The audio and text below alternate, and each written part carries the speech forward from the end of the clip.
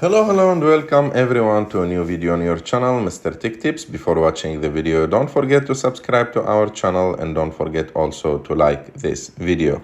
In today's video, I will show you how to enable picture-in-picture mode in or on Netflix app. So to do this, you have just simply to go to your Netflix account, open your Netflix, and after that, choose any movie or any series that you want to watch. For example, I will choose The Godfather and click on play. After it starts playing, just swipe up on your screen, and as you can see already, the picture-in-picture mode is activated, and you can still watch the movie while you are doing other things with your phone.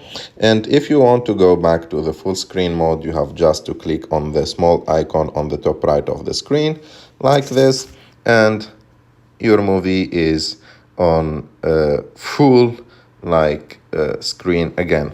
I hope that you like this video. If you like this video, don't forget to subscribe to our channel and to like this video, and see you in the next one.